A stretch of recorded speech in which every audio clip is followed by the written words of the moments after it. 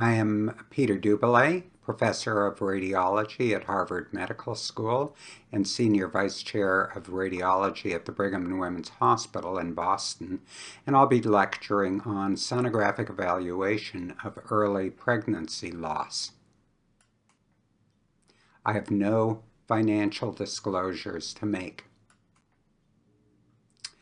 The learning objectives of this talk are as follows. After completing this presentation, the learner will understand the limitations of the HCG discriminatory level, will know the sonographic criteria for definite pregnancy failure and probable pregnancy failure in early pregnancy, and will know the sonographic findings that in the presence of an embryonic heartbeat indicate a high risk of impending pregnancy loss.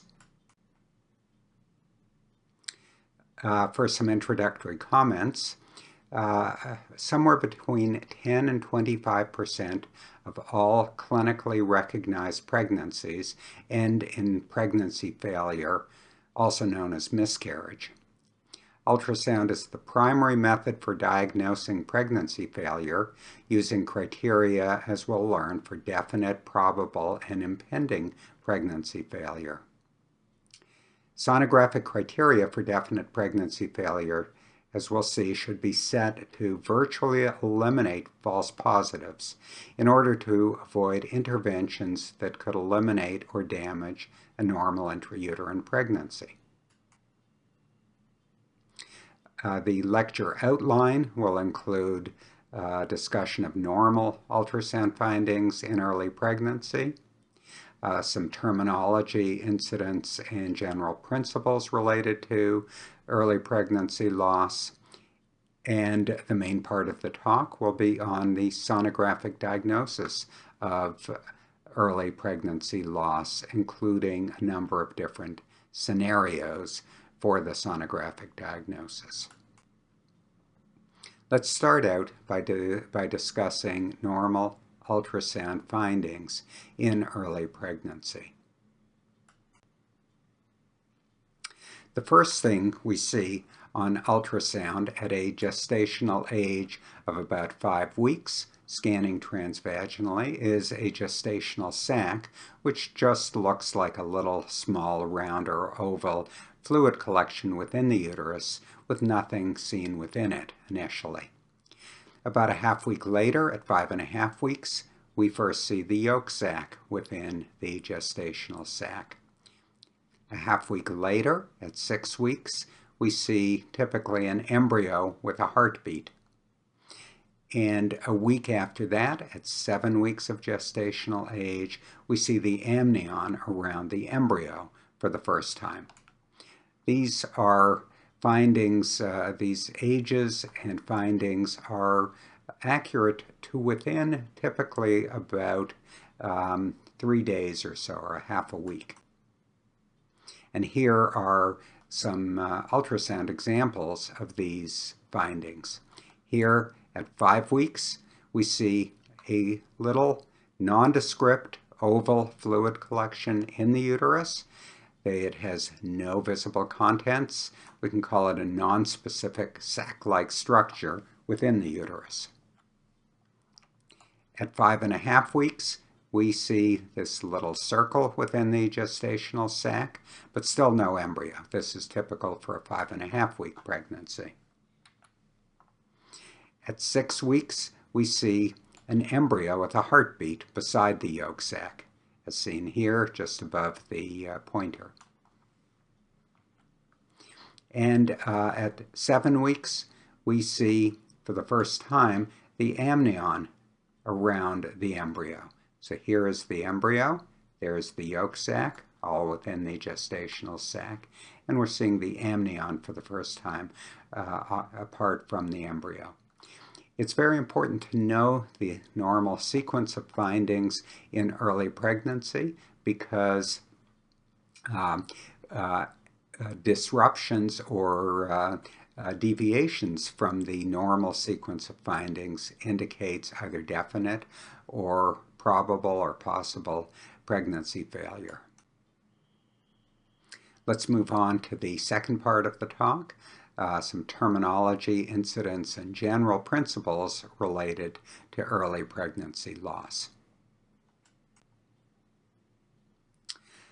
One term that you may hear, one term that one does hear, is miscarriage.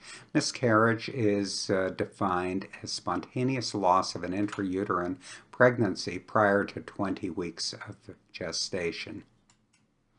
Another term is early pregnancy failure or early pregnancy loss, and that's often used to describe the spontaneous loss of an intrauterine pregnancy in the first trimester. So it's an earlier, the earlier part of the pregnancy that is similar to a miscarriage, but it's when it happens in the first trimester. Other older terms should really be avoided, such as spontaneous abortion or blighted ovum.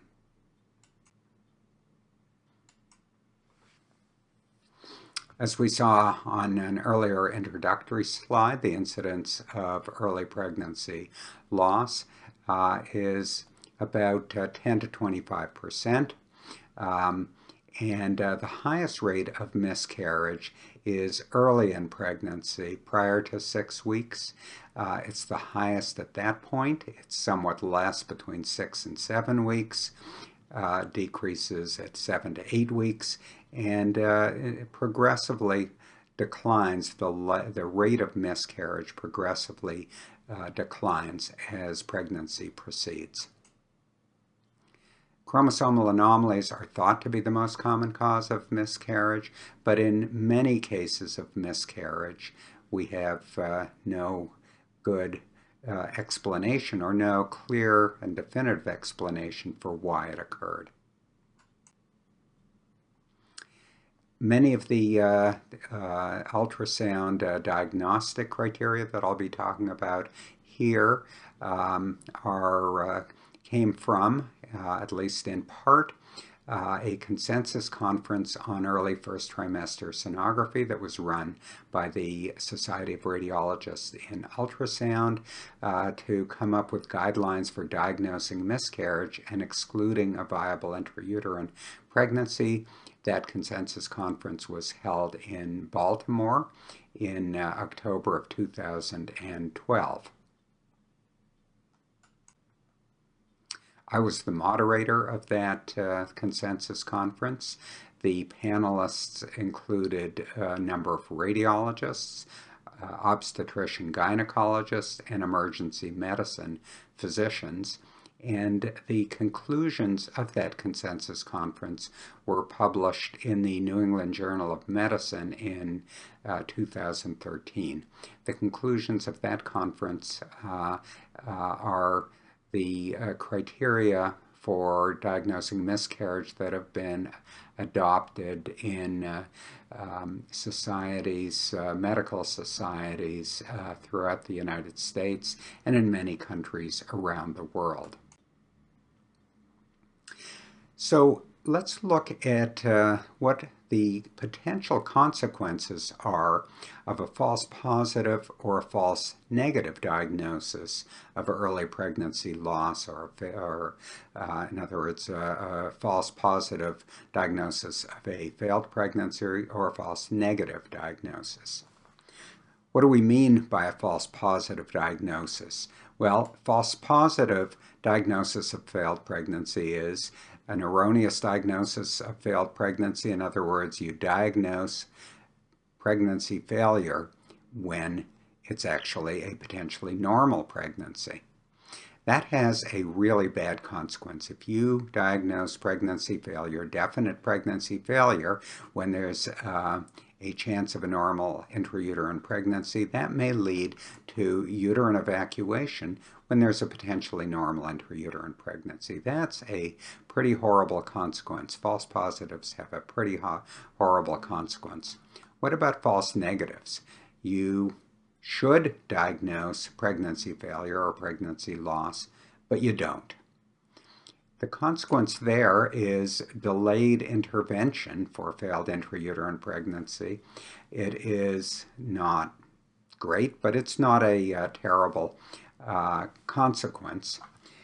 Uh, in other words, the consequence of a false positive diagnosis of failed pregnancy is much worse than the consequence of a false negative. Saying there is a failed pregnancy when you shouldn't is a lot worse than failing to diagnose pregnancy loss when you should. And because of that, the criteria for pregnancy failure should be set to virtually eliminate false positives. They should also be set to apply to a broad range of ultrasound facilities that meet at least minimum quality criteria for performing ultrasound. They should not be set, the criteria should not be set to apply solely to experts in early obstetrical ultrasound. And now let's move to the main part of the talk, which is the sonographic diagnosis of early pregnancy loss. And we're going to consider three scenarios in which ultrasound is relevant to the diagnosis of early pregnancy loss. All of these three scenarios apply in the situation where we have a positive HCG and normal adnexa. Positive pregnancy test, nothing seen in the adnexa.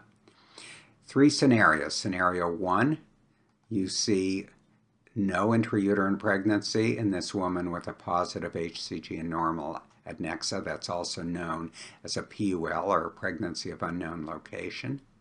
The second scenario we'll consider is we do see an intrauterine pregnancy, but we don't see a heartbeat. And the third scenario is we see an intrauterine pregnancy with a heartbeat. Those are three scenarios that we will consider. And the key questions for each of those scenarios is seen here. If the ultrasound finding is no intrauterine pregnancy, the key question is, can a single HCG value, the discriminatory level, confidently exclude a viable intrauterine pregnancy? Second is when there's an intrauterine pregnancy but no heartbeat, what findings indicate definite pregnancy failure and what findings are suspicious for pregnancy failure? And finally, if you see an intrauterine pregnancy with a heartbeat, what findings suggest impending pregnancy failure? So let's move to the first of those scenarios. And again, the question is, when you have a woman with a positive HCG, normal adnexa, no intrauterine pregnancy seen, can a single HCG value exclude a viable intrauterine pregnancy? So what is the so-called discriminatory level? It's a concept that was originated by Nicholas Kadar in 1981, and it's defined as the HCG level at or above which a normal intrauterine pregnancy is consistently seen.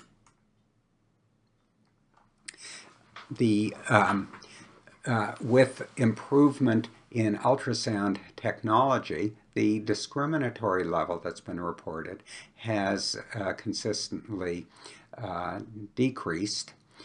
In 1981, when Nicholas Kadar wrote the paper defining the discriminatory level, only transabdominal ultrasound was around, and at that point the reported discriminatory level was 6,500. In other words, the HCG level at or above which you consistently saw an intrauterine pregnancy in 1981 was 6,500. As ultrasound technology improved, the HCG level at which you consistently saw a pregnancy, in other words, the discriminatory level, dropped. And with the introduction of transvaginal ultrasound, the discriminatory level has been reported in a variety of studies as being between 1 and 2,000 milli-international units per ml. So what's the rationale or potential rationale of the discriminatory level? Well, if it works, if we use a relatively conservative discriminatory level of 2,000, that should mean that if you see an HCG above that discriminatory level of 2,000 and you see nothing in the uterus on ultrasound, if the discriminatory level works, she can't have a normal intrauterine pregnancy because there's no intrauterine fluid collection seen when the HCG is above the discriminatory level. And that would mean the differential diagnosis would be a failed intrauterine pregnancy or an ectopic pregnancy. That is the potential rationale for the discriminatory level. And because of that rationale, at least two different management algorithms have been proposed. First management algorithm says if the HCG is above the discriminatory level and no intrauterine pregnancy is seen, the patient can be given or should be given intramuscular methotrexate for a presumed ectopic pregnancy. Second algorithm that has been proposed is when the HCG is above the discriminatory level and no intrauterine pregnancy is seen, the patient should have a D&C, and then she should be treated for ectopic pregnancy if no chorionic villi are seen.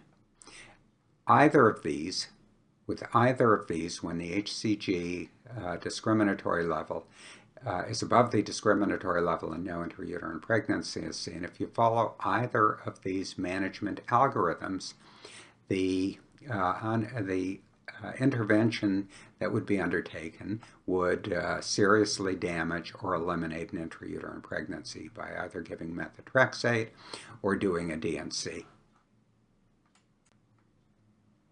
So that is the theory of the discriminatory level and the proposed, or what have been proposed in the past as management algorithms. Now here's the reality. Here is an ultrasound on a woman showing no evidence of an intrauterine pregnancy. The HCG is over 4,000, no visible gestational sac. If the discriminatory level actually worked, this woman would have no chance of having a normal intrauterine pregnancy. But look, 1 month later, she in fact had a normal 9.5-week intrauterine pregnancy, and she ended up with a normal term baby. So in this case, the discriminatory level did not work. In other words, the HCG, more than double the discriminatory level, and nothing in the uterus, didn't exclude an intrauterine pregnancy because there was one. So another case of reality for the HCG discriminatory level. Here we have an HCG above 2,000, it's about 2,200, nothing seen in the uterus. If the discriminatory level worked, this woman couldn't have a normal intrauterine pregnancy, but she did. 6 days later, she has normal twins, and she had normal term twins. We did a study at our own institution, the Brigham and Women's Hospital in Boston, and over a 10-year period from 2000 to 2010, we found 9 pregnancies in which the HCG at the initial ultrasound was over 2,000, as high as 6,500, and nothing was seen inside the uterus. And in those 9 cases, there was 1 or more heartbeats on a follow-up ultrasound, and in the majority of those, 6 of those pregnancies, the woman gave birth to a normal liveborn. So in all of these cases, the HCG discriminatory didn't work. So the recommendation, this comes from the SRU consensus panel, but it is a generally accepted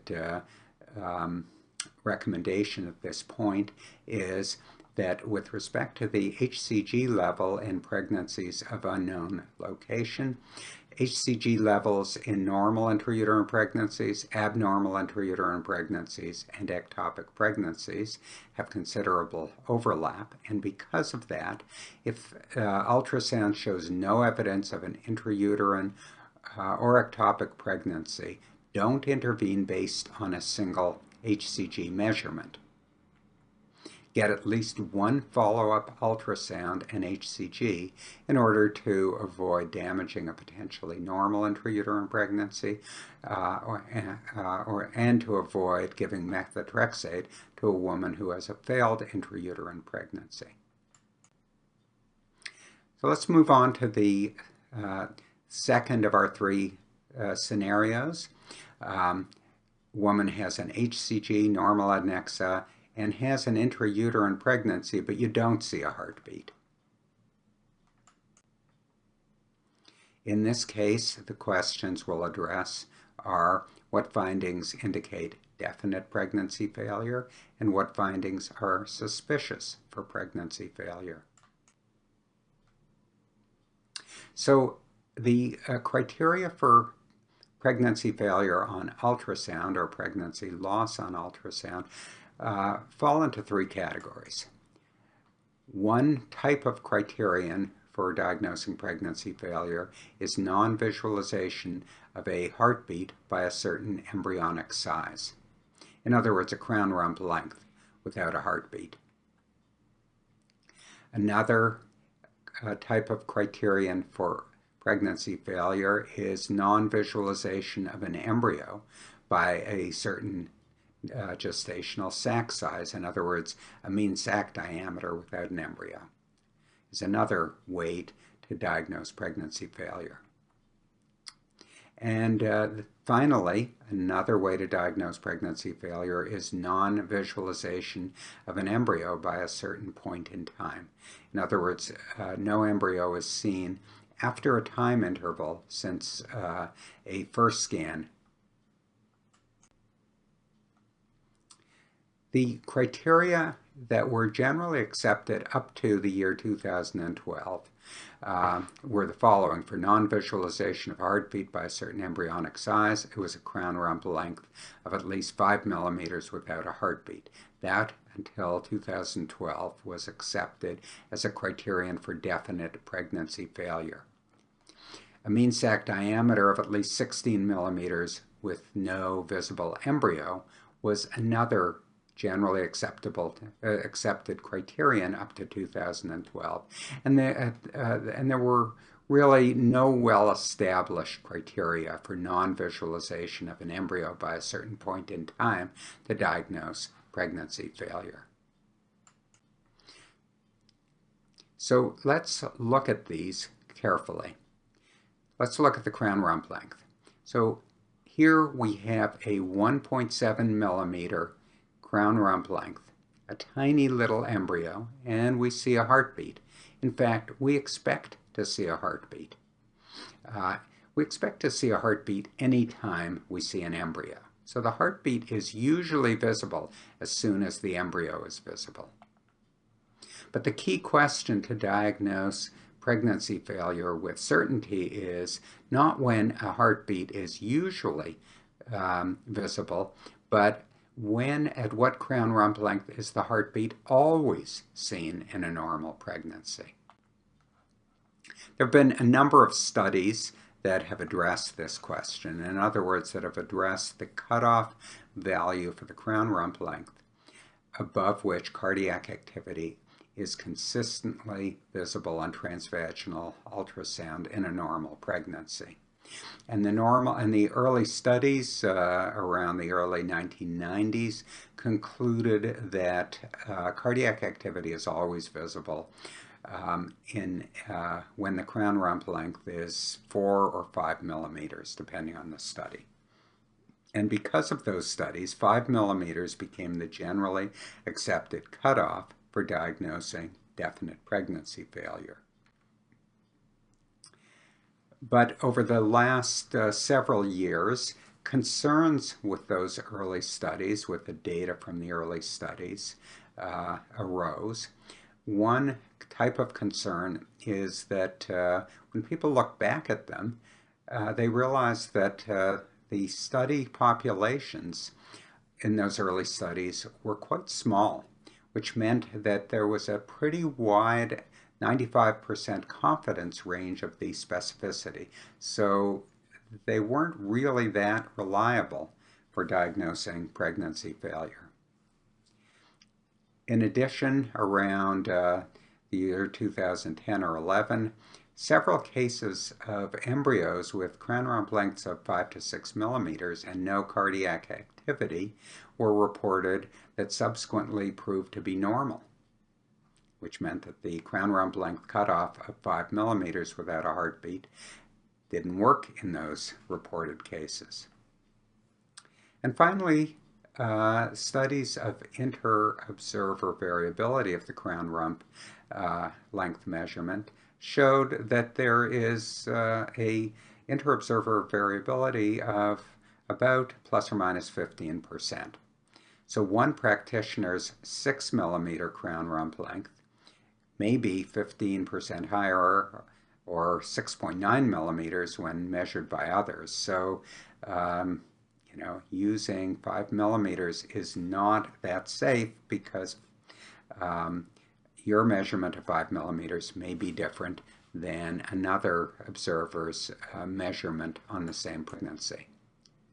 So because of that, the SRU consensus panel recommended, and in general, this recommendation is now generally accepted, that crown rump length of 5 millimeters and no heartbeat was not stringent enough to diagnose definite pregnancy failure, and the accepted criterion now is up to 7 millimeters. A crown rump length of 7 millimeters and no heartbeat indicates definite failed pregnancy. When the crown rump length is less than 7 millimeters and there's no heartbeat, that's suspicious for a failed pregnancy, but not definitive. And here are a couple of examples. Here is a crown rump length of 7.1 millimeters, no heartbeat. That indicates definite pregnancy failure. Here is a crown rump length of about 3 millimeters. There's no heartbeat. That is suspicious but not definite for pregnancy failure. What about the mean sac diameter? Here there were a number of early studies that looked for the cutoff value of the mean sac diameter above which an embryo is consistently visible on transvaginal ultrasound if the pregnancy is normal. In 2 early studies, they found that with a mean sac diameter of 16 or 17 millimeters, you should always see an embryo if the pregnancy was normal. Those were the early studies, and because of those 16 millimeter mean sac diameter with no embryo became the generally accepted cutoff for diagnosing pregnancy failure based on the mean sac diameter. But just like the crown rump length, around the year 2010, 2011, concerns were raised. Again, small study populations had been used for the early studies of the mean sac diameter, just like the crown rump length.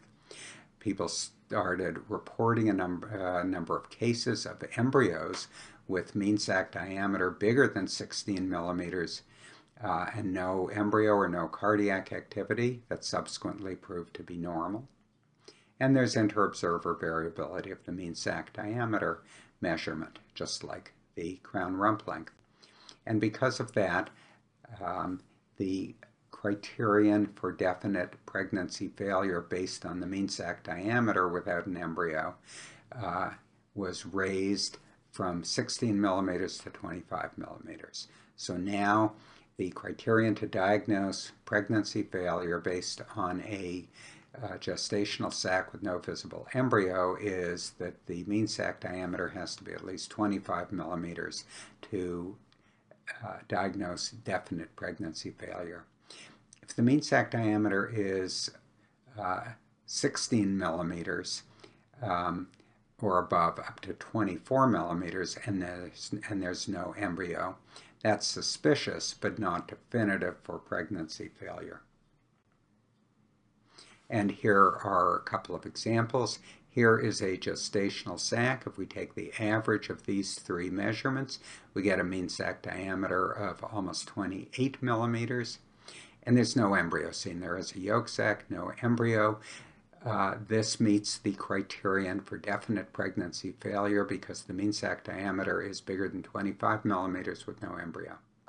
Here, if we take, in this case, if we take the three measurements, we get a mean sac diameter of about 17 millimeters and there's no embryo. That's suspicious for pregnancy failure.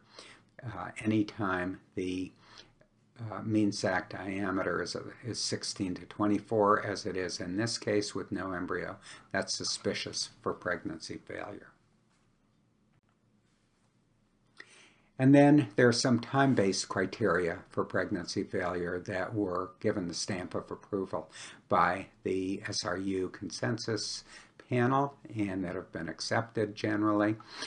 If you do an initial scan and you see a gestational sac with no yolk sac, just a little round or oval fluid collection in the uterus with nothing in it, if 2 weeks later or greater there is still no embryo visible, that's definite for pregnancy failure. If you see a gestational sac with a yolk sac, if 11 days later or more there's still no embryo, that means definite pregnancy failure. There are some lesser time gaps, 7 to 13 days without an embryo after seeing a gestational sac. Indicates is a finding that's suspicious for pregnancy failure. 7 to 10 days after a gestational sac with a yolk sac if there's no embryo, or if there's no embryo, at least 6 weeks after the woman's last menstrual period. Those are suspicious but not definitive for pregnancy failure. And here are a couple of examples of time-based criteria to diagnose pregnancy failure. We see on the initial scan a small gestational sac. 15 days later, there's still no embryo. The sac has grown a bit, but there's still no embryo. And that meets one of the time-based criteria for definite pregnancy failure. Here's another example. Initial scan, we see a gestational sac with a yolk sac. 12 days later, we see the yolk sac again, but there's still no embryo 12 days after the initial scan, and that also meets one of the criteria listed on the earlier slide for definite pregnancy failure. This is an example of a time criterion that's suspicious but not definite for pregnancy failure. Initial scan, we see a gestational sac, no yolk sac, just a little gestational sac. 8 days later, no embryo, and this meets one of the criteria that's suspicious for pregnancy failure. And so is this one. We see a gestational sac with a yolk sac. 7 days later, still no embryo. That meets one of our criteria that's suspicious for pregnancy failure. And we expect to see an embryo 6 weeks after the LMP. This is 6.4 weeks, 6 weeks and 3 days after the LMP, and we're not seeing an embryo, suspicious but not definitive for pregnancy failure. There Other criteria that are suspicious for pregnancy failure, including an empty amnion, which I'll show you in a minute, or a large yolk sac. Those are suspicious for pregnancy failure. So what is the empty amnion? Well, if you remember back to one of the first slides that I showed you, you'd typically see the embryo at 6 weeks, the amnion at 7 weeks. If you see an amnion with no embryo, so you should see the embryo before the amnion. If you ever see an amnion with no embryo, that's abnormal and indicates a high suspicion for pregnancy failure. As in this case, here we can see two little circles in the gestational sac. One is the yolk sac, one is the amnion, and we're not seeing an embryo. So we're seeing an amnion with no embryo. That is suspicious for pregnancy failure. And so is a large yolk sac. A large yolk sac, one that's bigger than 6 or 7 millimeters, as in these two women, a 7.2 millimeter yolk sac, a 9.1 millimeter yolk sac. These are very worrisome, very suspicious for pregnancy failure. So we have a whole series of criteria for definite pregnancy failure that we talked about, including a crown rump length of at least 7 millimeters and no heartbeat, mean sac diameter criteria, time criteria for definite pregnancy failure, and a variety of ultrasound findings that are suspicious but not definitive. Crown rump length criteria that's suspicious, mean sac diameter, time criteria, empty amnion, and enlarged yolk sac. What do we do with these suspicious findings? In these cases, the appropriate step is to get a follow-up, usually a week later after a suspicious finding, to either, in some cases, because it's suspicious but not definite, occasionally the pregnancy will be fine, most of the time it won't be. And now let's move to our last scenario. We have a woman with a positive HCG and normal adnexa, and you see an intrauterine pregnancy with a heartbeat. So you certainly can't diagnose pregnancy failure, pregnancy loss because there's a heartbeat. But the question that we're going to ask here is, when you see an intrauterine pregnancy with a heartbeat in early pregnancy, what findings suggest impending pregnancy failure? Not current because there's a heartbeat, but a pregnancy failure that is likely to occur soon.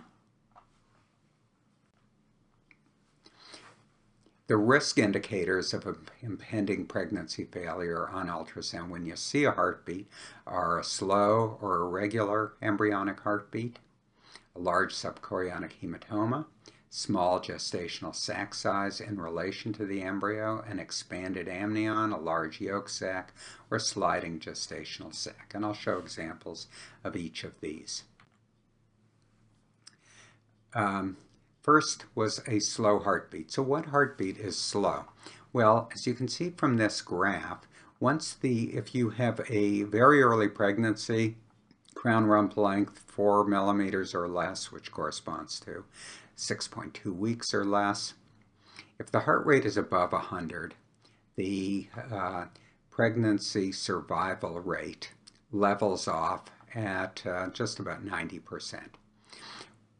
If the heart rate in these very early pregnancies, crown rump length up to 4 millimeters, is 90 to 99, there's a reasonable but not great survival rate, and once the heartbeat is less than 90, there's a very low chance of survival.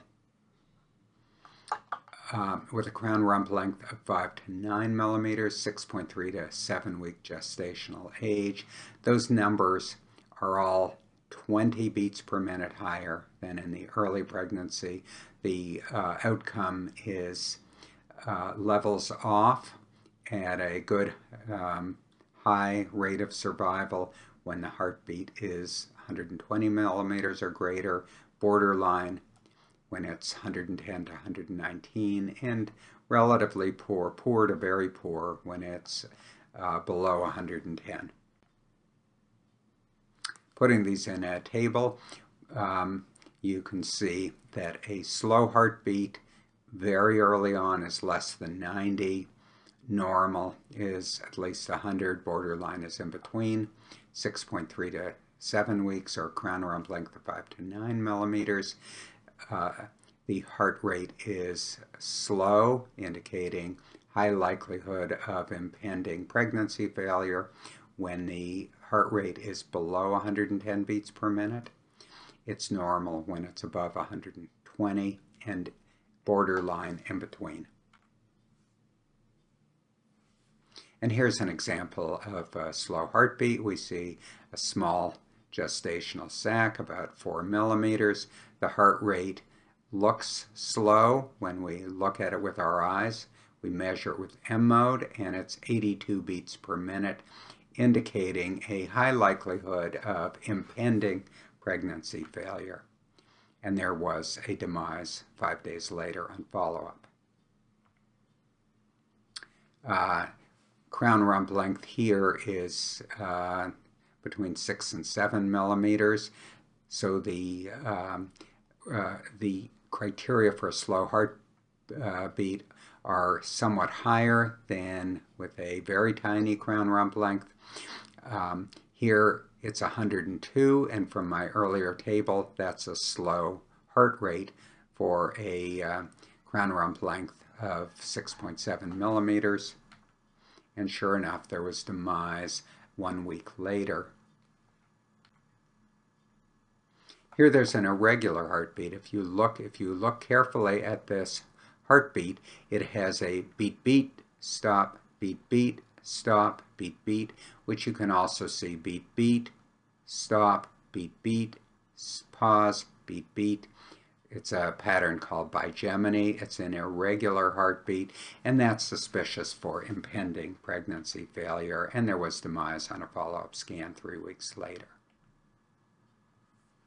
What about subchorionic hematomas when you see an embryo with a heartbeat? What's the clinical significance? Well, subchorionic hematomas have been classified as small, medium, and large based on a number of criteria: subjective assessment, fraction of the gestational age that's surrounded by a hematoma, or an estimated volume of the hematoma.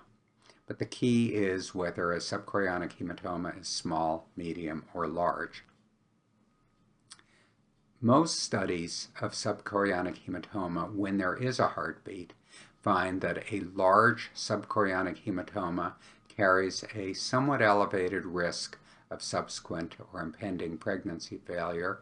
The likelihood of pregnancy failure with a large subchorionic hematoma, if there is a heartbeat, is there's about a 20 to 40% chance of pregnancy failure. A small to moderate subchorionic hematoma in the presence of a heartbeat carries little or no added risk of subsequent pregnancy failure. So what's somewhat worrisome is a large subchorionic hematoma. Small to moderate doesn't mean very much.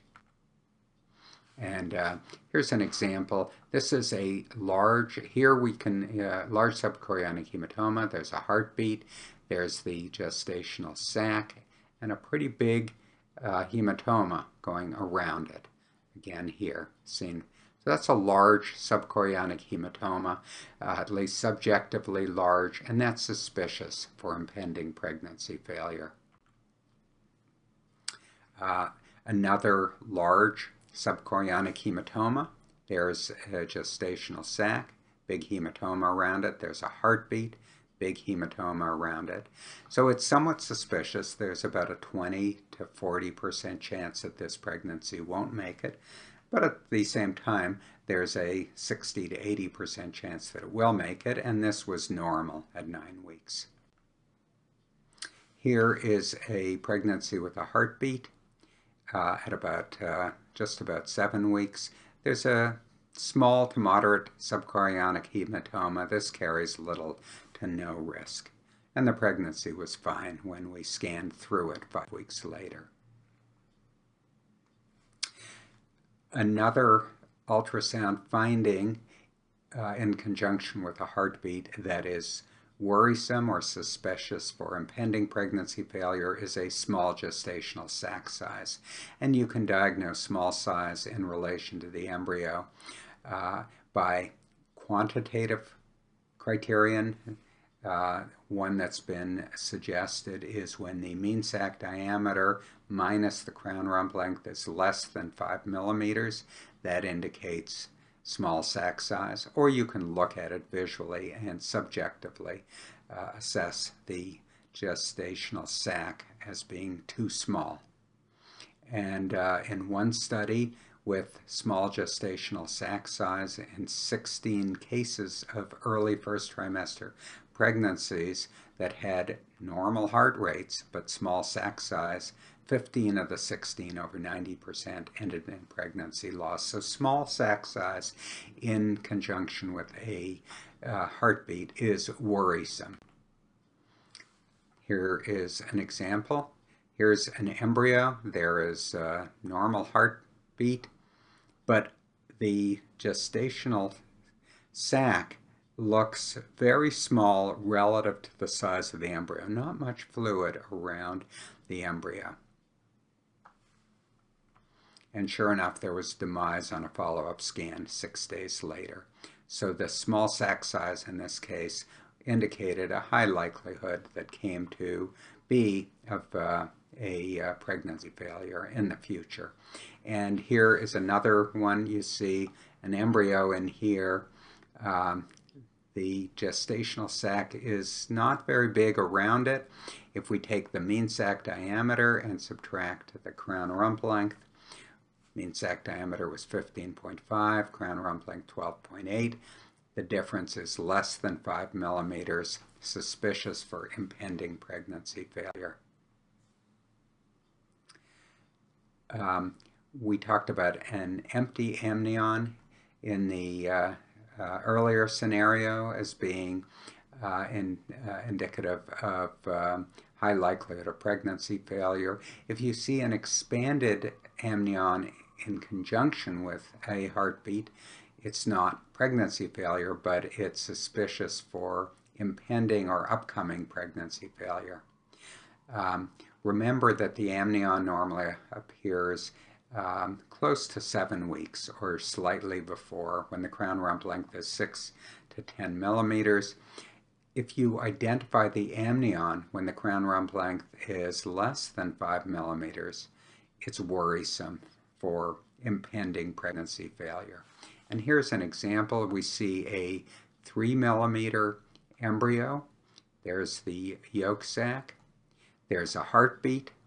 But notice that the amnion is expanded around this embryo when it shouldn't be. You shouldn't see the embryo, you shouldn't see the amnion expanded around the embryo until the embryo is 6 to 10 millimeters, not 3 millimeters. So this is called the expanded amnion, and even though there is a heartbeat, it's suspicious for impending pregnancy failure, and a week later there was no heartbeat left. In the earlier scenario, I indicated that an enlarged yolk sac, when there's no embryo and an enlarged yolk sac, that is worrisome for pregnancy failure. If there's an enlarged yolk sac in conjunction with a heartbeat, that's suspicious for impending pregnancy failure. And here you can see an embryo with a heartbeat, a big yolk sac beside it measuring 9 millimeters, and there was demise a week later. And here is another case of an enlarged yolk sac. Here we have an embryo with a heartbeat. The yolk sac is big, as we see on the bottom slide. On the bottom image. It's about 9 millimeters in this 7-week case. Yolk sac too big, worrisome for pregnancy failure, and sure enough, there was demise 1 month later. And the final sign of impending pregnancy failure when there's a heartbeat is a sliding gestational sac. So if we look at this pregnancy on this image, we just see a pregnancy with a heartbeat. But when we watch it, you can see it sliding along the uterus. And that is a very suspicious finding. So there was a heartbeat, but a sliding sac, suspicious for impending pregnancy failure, and the gestational sac had passed and was no longer present 6 days later. So to conclude, we looked at criteria for definite pregnancy failure, including a crown rump length of at least 7 millimeters and no heartbeat, a mean sac diameter of at least 25 millimeters and no embryo, some time-based criteria for definite pregnancy failure. We also looked at the situation when ultrasound demonstrates an embryo with a heartbeat. We looked in that situation for what signs on ultrasound are indicative of impending pregnancy failure, including a slow or irregular embryonic heartbeat, large subchorionic hematoma, small sac size, expanded amnion, large yolk sac, or sliding gestational sac. Here are a number of key references that touch on these topics or that delve into these topics of diagnosis of early pregnancy loss.